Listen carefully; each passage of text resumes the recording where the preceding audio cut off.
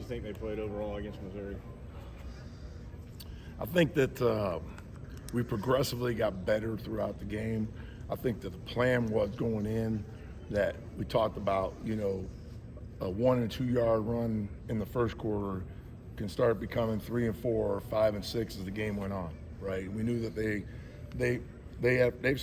have a good defensive front, has done a good job against the run. When we wanted to establish the run, I thought the guys continued to just strain and get better as the game went on.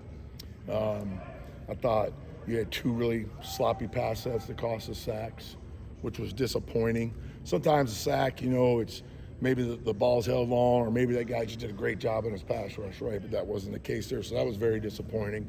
So luckily, after that second quarter when that happened, or first quarter, whatever it was, we kind of tightened it down in the second half. So again, we're showing progress, but we need to continue to strive to get better. How much does it help the line when Ouzts is in the game? It seems like he can really cave the edge and blow some people off the ball.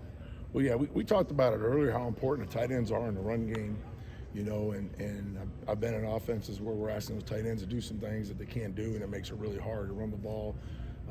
I think he's one of probably a guy that's talked about the least that plays at a really high level. You can pull up every game and you see some physical things from him that are really impressive.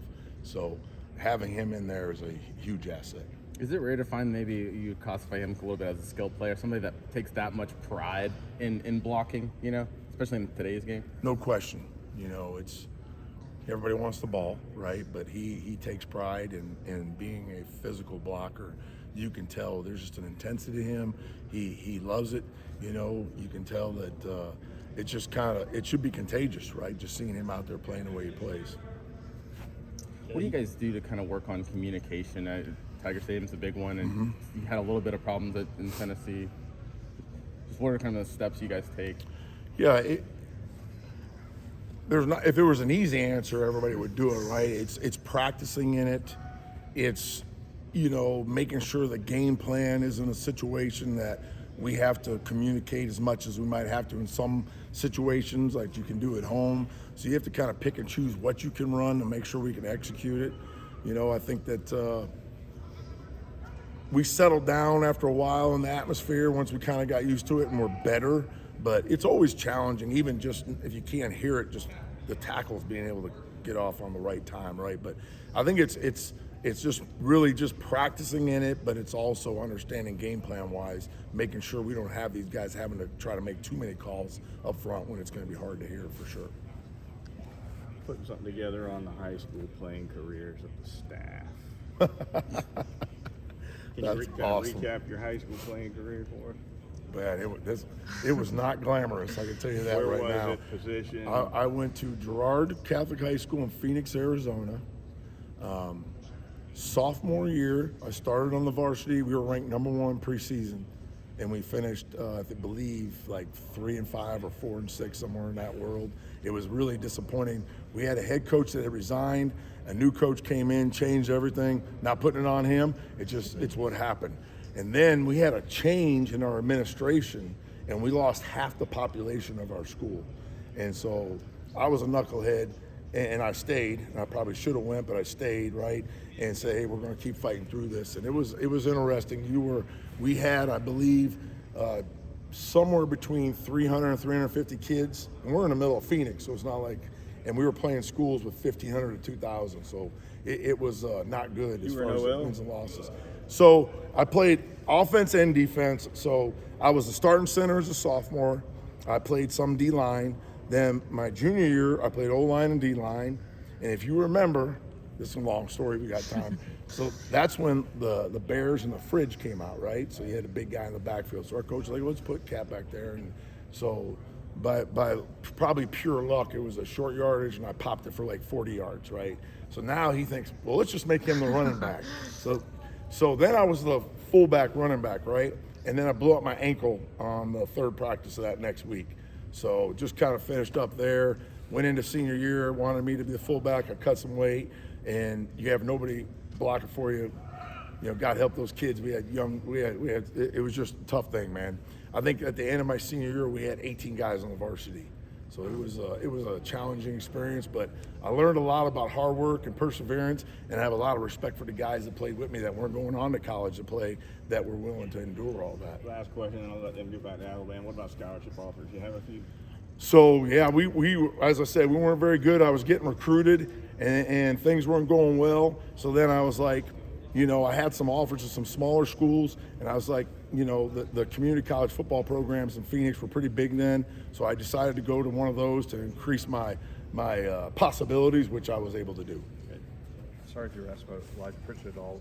What would you say for him or some of the coaching points right now, and what he needs to do to take the next step in this game? Yeah, just consistency is really the big thing. Like you'll watch him and he'll have some really good plays, good sets, good with his hands. I think I was looking, there's 4 guys he's had to block so far this season are projected to be first rounders. And he's done some really good things. But then the minute his set isn't quite right, or he leans a little bit or doesn't use his hands, you're going to get exposed.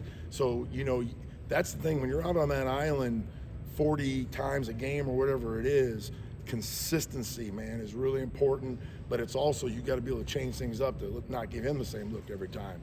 So it's definitely a challenge, but the thing about it is he's shown he can do it. Just need more consistency from him. We kind of saw Caden, the light bulb go off, last year, maybe around this time. Do you see that with Elijah? And maybe is it kind of clicking a little bit more for him lately? Or? Yeah, I don't know. That's hard for me to say when, there wasn't the consistency we wanted on Saturday. So I think, like I said, he has shown the ability to do it. It's just a matter of him really locking in mentally and being consistent in his play to be able to get to that. It's just the same thing like you talked about Proctor. We watched his film from last year.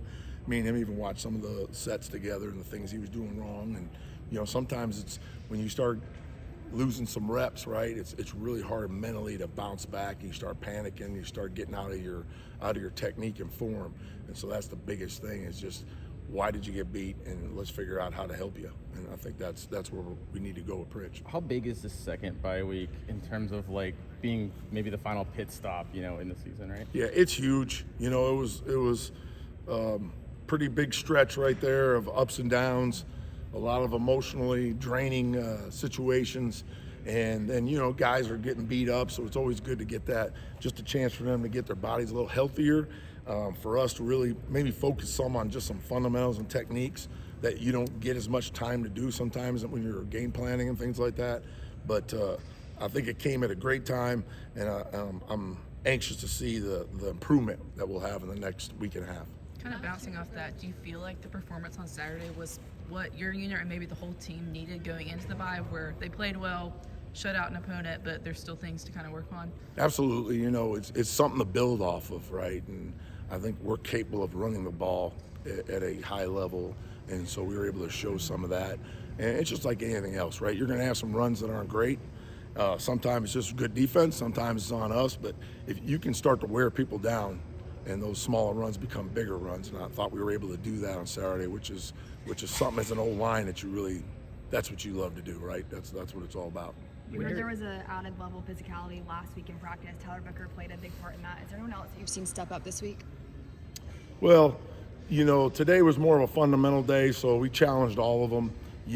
Book's always been kind of our leader, and I challenged Book to challenge the guys more last week, and he responded, and I think that's a good thing. Whenever they hear from their peers, I think it's even more effective, right? So you probably ask me that next week, I'll give you a better answer, so we'll see who steps up. Sounds good. Thank you, Coach. Thank you.